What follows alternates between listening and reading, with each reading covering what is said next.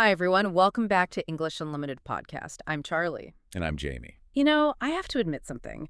I've been trying to nail down a consistent routine for what feels like forever. I think we all have. Right. I'll get the fancy planner, I'll set the alarm for super early, and I'll be so dedicated for like 3 days. The first 3 days are always great. Maybe 4 if I'm lucky. And then, I don't know, resistance just hits. Day 5 comes and I just skip it all.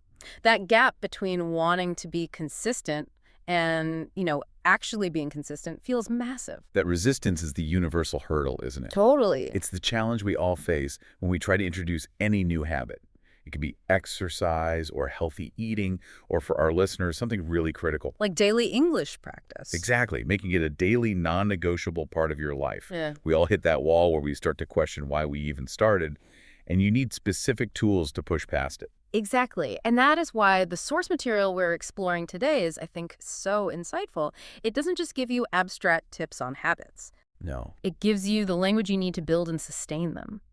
We're analyzing a blueprint for consistency, and it's all delivered through the structure of a really effective English lesson. Yeah, this isn't just some abstract self-help talk. We are doing a deep dive into some highly effective English language training content. Specifically, it's episode 6 of the English Leap podcast. And this content is tailored for A2, B1 learners. It just perfectly models the structural language and the vocabulary you need to talk about daily organization, energy management, and, well, personal well-being. So our mission today is to pull out the most useful English terms for organizing your life and your studies. We're going to do that by walking through a typical well-managed day chronologically, just like the source material does. Right. We're not just, listing the words. We're analyzing why the lesson is structured the way it is. We want to give you a shortcut, not just to knowledge, but to fluency in describing how you manage your own life. You can think of this as getting a master class in 2 things at once: personal productivity and intermediate English structure. The deepest insights we found are kind of buried inside the teaching method itself. Before we jump into the first segment of this deep dive, if you find this analysis helpful, just take 1 second. Subscribe to the show, We Are English Unlimited podcast, and hitting that like button helps more learners just like you find our community and start mastering English. Okay, so let's unpack the foundational structure of the source material. Let's do it. The content is aimed right at that intermediate A2 to B1 sweet spot. And this is such a crucial stage, right? It really is. It's where learners are trying to move from just simple descriptive sentences like, I eat lunch at 1, to richer, more nuanced expressions. Yeah, things that show how you feel and why you do certain things. Exactly. You need vocabulary that reflects complex planning and emotional states, not just, basic actions. And the source material redefines routine so well, I think. It moves it away from being this rigid, boring thing. They call it the rhythm that keeps our lives moving forward. I love that. That little shift in perspective is so key, isn't it? It makes routine sound proactive and supportive, not like restrictive or something you have to do. And the publishers were really strategic in how they set up the conversation. Oh, for sure. That strategy is all about using 2 profoundly different personas in the lesson. Right. You have Jennifer, who represents the university student, and then you have Daniel, who is the demanding working professional. And that contrast was so not an accident. It's a very calculated teaching move. Totally. By showing 2 opposing daily structures, the amount of useful vocabulary just immediately doubles for the listener. Yeah, if you're a learner getting ready for university, you get Jennifer's words all about class schedule, study sessions, academic stress. But if you're heading into the global workforce, you get Daniel's vocabulary.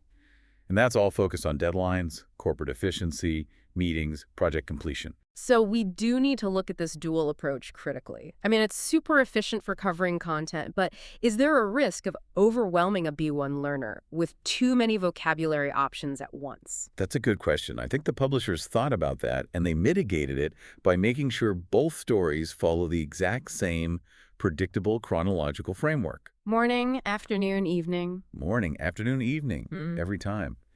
This consistency acts like a predictable cognitive scaffold.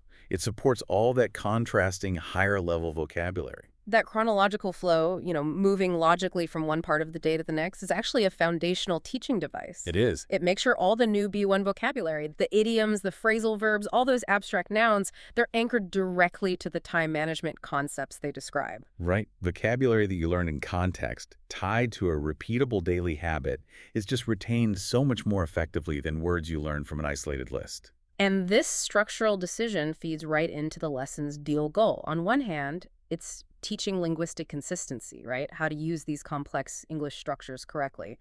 But on the other, it's entirely focused on personal development, achieving productivity, managing your time, and promoting well-being. Which makes the lesson intrinsically motivating. Totally. Learners aren't just acquiring random isolated words. They are learning the precise language that helps them talk about and manage their most critical personal resources, their time, their energy, their stress. It really elevates language learning from just an academic subject to a practical tool for self-improvement. Yeah, and the deeper insight here is that when you successfully apply the practical lifestyle habits they model, like stretching in the morning or taking strategic breaks, that success positively reinforces your mastery of the English that goes with it. I see. So the words stop being just abstract definitions. Exactly. They become powerful labels for successful, purposeful actions. For the A2B1 learner who is struggling with consistency, this material gives them the vocabulary to articulate their intention. And that is so often the first step toward actually doing it. It's also interesting how the level of formality kind of shifts depending on who's speaking. Right. Jennifer's language is often a bit more relaxed, more focused on personal feelings. Daniel's is a little more goal-oriented, more corporate. So the listener is absorbing those differences in register without even being explicitly taught. They just get it from the context. And that kind of exposure is crucial for B1 proficiency. Okay, let's dive into the specifics of segment 1, the morning routine. Let's do it. This is where the contrasting philosophies of Jennifer and Daniel become immediately obvious. It highlights two really excellent but linguistically different ways to start the day. The overall goal of the morning segment for both of them is about setting an intentional, organized tone for the day. Maximum effectiveness. So, Jennifer, the student, she starts her morning around 7 a.m., and she defines her approach as pretty structured, but also gentle. I like that. And notice her intentionality. She doesn't just, spring out of bed. Yeah. She takes a few minutes for light stretching and deep breathing before her feet even hit the floor. The source notes, this is a gentle way to promote alertness and just ease into the day. She's prioritizing internal calmness first. The language there is so approachable. Simple A2B1 verbs, but they're used so deliberately. Now contrast that with Daniel, the working professional. Okay. His start is earlier 6:30 a.m. because of his job. Yeah. His philosophy is focused on immediate physical function and efficiency. His first habit is described as non-negotiable. And what is it? Drinking a full glass of water. He uses the specific term hydration, stating that his mental clarity and brain function don't really kick in until he addresses this physiological need. Okay, so that gives us a really valuable linguistic comparison. Jennifer uses the descriptive verb stretching, a simple physical action. Daniel uses the verb to hydrate and the noun hydration. So an A2 learner might just say, I drink water, which is fine. But the B1 goal is to elevate that. To elevate it to, I focus on hydration, or I need to hydrate first thing, it just signals a more precise, technical, and often more professional way of speaking. The language really reflects the priority, doesn't it? Jennifer is prioritizing internal flexibility with verbs linked to relaxation. Daniel is prioritizing immediate professional function with language linked to physiological precision. Exactly. And just to be clear, when we say hydrate, we mean the verb meaning to supply the body with water or fluid. It's a really high utility wellness term. Okay, so after those initial habits, they both address fueling the body. Jennifer keeps her breakfast light, oatmeal or toast, simple carbs to get her energy up before classes. She says she avoids anything that would weigh her down. Makes sense. Daniel, on the other hand, needs more sustained energy for his corporate demands, so he opts for a more substantial breakfast, often with protein like eggs or a complex smoothie. So the source is modeling how to use descriptive adjectives like light, substantial, essential to talk about different dietary needs based on the day's activities. And this is crucial. Both of them converge on organizational language right after their physical prep. Both prioritize checking their schedule and their to-do list early on. This is all about psychological readiness, isn't it? Totally. They want to avoid chaos and feel organized before they jump into things, which, by the way, is a great informal idiom for starting tasks You quickly. would jump into things is a good one. So that process of reviewing the agenda, prioritizing tasks, setting the tone, it's critical. They model phrases that are essential for B1 fluency, like, I allocate 15 minutes to reorganize my priorities. Or reviewing my to-do list prevents me from playing catch-up all day. Can we just expand on that organizational noun, the to-do list? It seems simple, but using it in conversation is so important for a learner. It's a compound noun, just referring to a list of tasks or duties planned for the day. And its simplicity makes it universally applicable. It doesn't matter if you're managing academic deadlines or corporate projects. So the deeper insight of this whole segment is really proving that simple, intentional habits and the specific language you use to describe them are the foundation for resilient productivity. Absolutely. The lesson effectively teaches the learner how to talk about self-care and professional preparation using more and more precise vocabulary. And we often overlook the structural practice that's embedded in here. What do you mean? Well, they use time markers constantly. Around 7 a.m., I start. First thing in the morning, I always. And before I jump into things. Right. Those common prepositional phrases and adverbs, they're the essential B1 glue words that make the whole routine sound natural and structured instead of just a list of disconnected actions. We've established the organized morning, and now we get to the universal challenge, the great equalizer. The mid-afternoon energy crisis. Exactly. Here's where it gets really interesting, because this struggle is something every single listener experiences, no matter where they are or what they do. For sure. This segment is focused entirely on vocabulary for energy management, cognitive function, and maintaining effectiveness when your body just naturally wants to slow down. And the hosts, they name the challenge right away. The need to avoid feeling sluggish after lunch. And they link that feeling directly back to what you eat. They emphasize eating light, balanced meals to prevent that noticeable dip in energy, what they call the mid-afternoon energy slump. That structural pairing is such excellent teaching. The source teaches the relationship between the adjective, sluggish, describing that feeling of being slow and lacking energy, and the negative result, the noun phrase, energy slump. Right. An A2 learner might just get by with, I feel tired after eating. Yeah. But a B1 learner can articulate, I ate too much and now I'm feeling sluggish. I'm definitely hitting the energy slump. It's so much more specific. But the solution isn't just lighter food, it's also about the strategic use of downtime. Right. The hosts talk about the power of strategic breaks. They frame them as an essential investment in productivity, not a waste of time. They're proactive, not reactive. And they introduce two highly functional verbs related to these breaks. The first one is to recharge, which is basically regaining energy. It's a metaphor borrowed from, electronics. You're consciously refilling your internal battery. I like that. And the second one? The second is to regroup, which means taking a moment to organize or recollect your thoughts before you tackle the next task. Regroup is such an efficient verb for an intermediate learner. It captures a really complex cognitive action with precision. Instead of a long explanation, you can just say, I need 10 minutes to regroup before the next meeting. That efficiency is a huge step towards B1 fluency. Totally. And Daniel, the professional, he introduces this essential, informal, and really powerful productivity phrase. He uses the phrasal verb knock out. Yes. As in, I try to knock out my 3 most time-consuming projects while I still feel productive. That is such a critical B1 idiom. It means to complete tasks or finish work efficiently and decisively. When they teach it, the source models that contrast informality. Right. If you say, I must complete the assignment, it's very formal, very procedural. But if you say, I need to knock out this assignment, it implies speed, competence, and determination. Capturing that emotional weight is what the B1 learner really needs to do. Let's just isolate the nuances of these key terms for a second. First, the adjective sluggish. Okay. So, while tired is A2, sluggish is B1. It implies a specific type of heavy, slow fatigue, often linked to, physical inertia or your diet. And you can use it to describe more than just people. For sure. You could say, the market was sluggish today, or I feel sluggish after that big pasta lunch. Okay. And the corresponding negative event, the energy slump. The energy slump is that recognizable, temporary dip in energy, usually mid-afternoon. It's often preceded by feeling sluggish. And the correct way to use it involves verbs like to hit the slump, to avoid the slump, or to recover from the slump. Practicing those combinations really solidifies the phrase's usefulness. And that indispensable phrasal verb, knockout. What makes that one so common in modern English? I think it's its speed and its finality. It conveys a really strong sense of completion.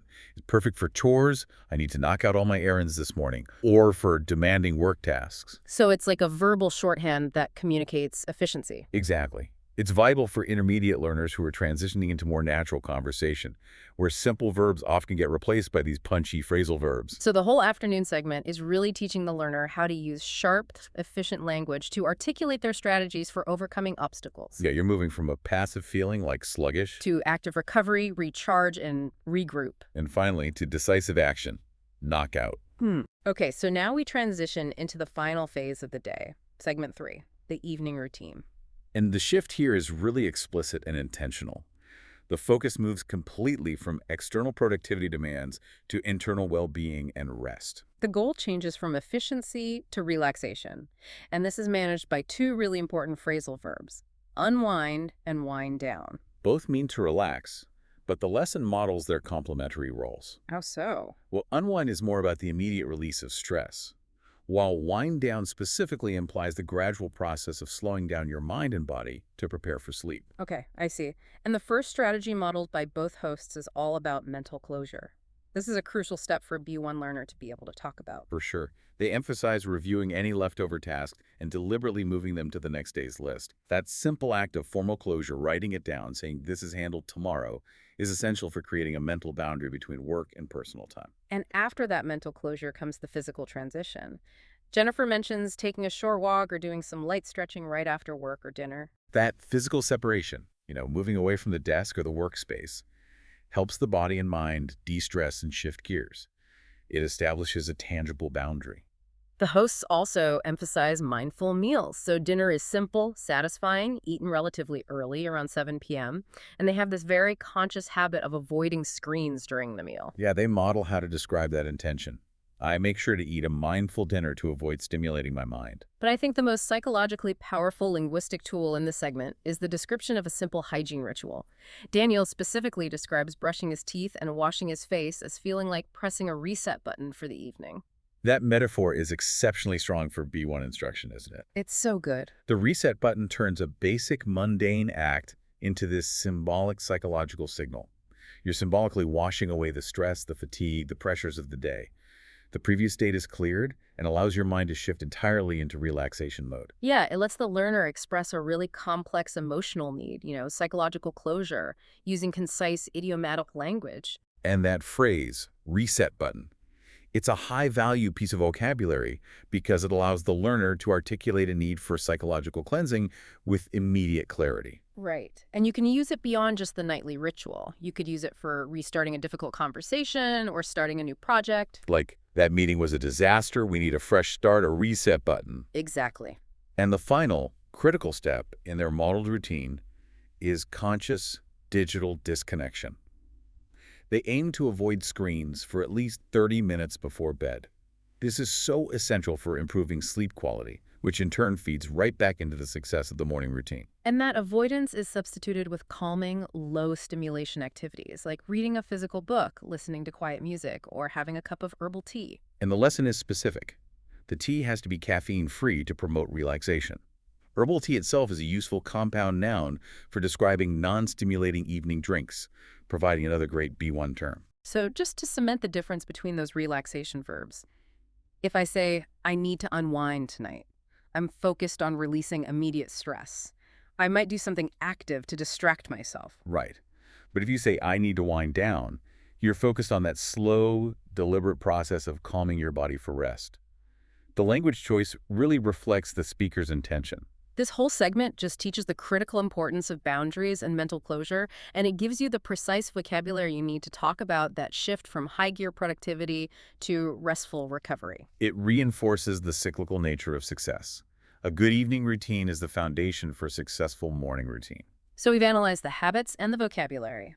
Now for the true deep dive. How does the specific instructional structure of the source material connect back to the listener's broader language goals? This structure is a masterclass in the pedagogy of integrated learning. The creators engineered a mechanism for retention that goes way beyond traditional textbook learning. And the most critical component is the role of the vocabulary expert, Crystal, who we've been calling the interventional decoder. Let's analyze that role precisely. Crystal doesn't participate in the casual, flowing dialogue between Jennifer and Daniel. No, she doesn't. She pauses the narrative after each major time segment, morning, afternoon, evening, to provide structured, explicit instruction. And that structure is so effective for the B1 learner. It solves that common problem of hearing a phrase but not knowing its precise usage or register. Exactly. So first, you're exposed to the natural idiomatic phrase, like Daniel saying he needs to knock out a project in a realistic context. The dialogue provides the meaning through the situation. And the moment that phrase is delivered, the conversation pauses. This immediate intervention from Crystal validates the term, clarifies the definition like to finish work efficiently, and critically, it offers other example sentences showing how to use it in different contexts. Yeah, academic, personal, professional. If they delivered the definition first, the learner would probably forget it by the time the phrase appeared in the conversation. Or they'd be focused on mentally translating the word instead of understanding the context. By interrupting immediately after the context is delivered, they maximize contextual retention. They reinforce the concept before the listener has time to revert back to their native language.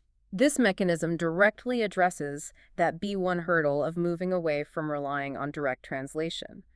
The learner is taught to associate the new idiom, let's say energy slump, with the feeling and the time of day, not just an equivalent word in their own language. That immediate contextual link is key to achieving idiomatic fluency.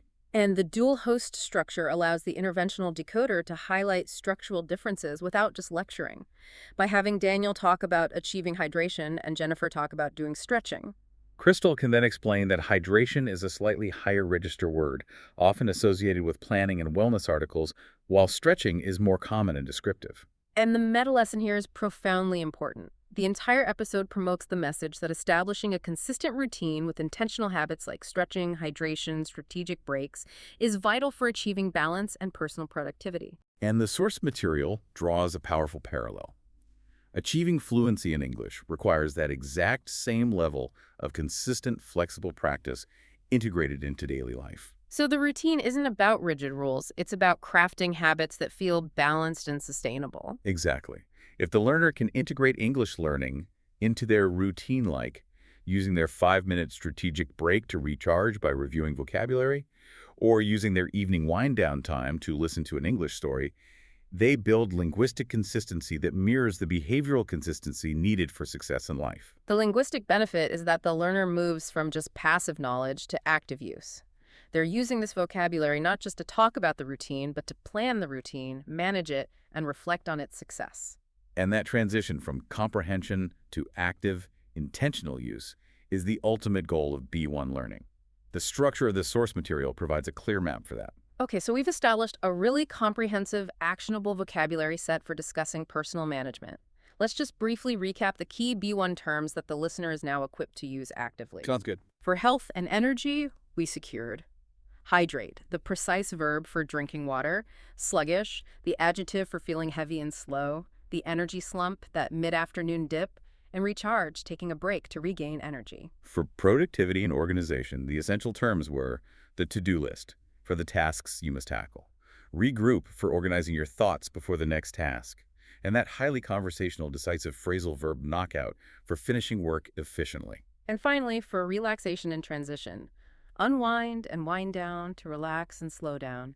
That powerful metaphorical shorthand, the reset button for a fresh start via a simple ritual, and the practical compound noun herbal tea for a non-stimulating drink. That is a highly functional and sophisticated toolkit for structuring and articulating your life in English. This has been a deep dive into routine and resilience, and it shows how structuring your day into clear, intentional segments, morning, afternoon, and evening, provides the ideal framework, not just for achieving life balance, but for practicing and applying real conversational English vocabulary. And remember that the ultimate goal is balance. It's allowing yourself to be effective during the demanding parts of the day, while honoring your absolute need for rest and rejuvenation in the evening. We want you to start flexing this new vocabulary right away. So here's your micro challenge. Tonight, try to use the phrase wind down in English when you're describing your plans to a friend, or even just in your own head.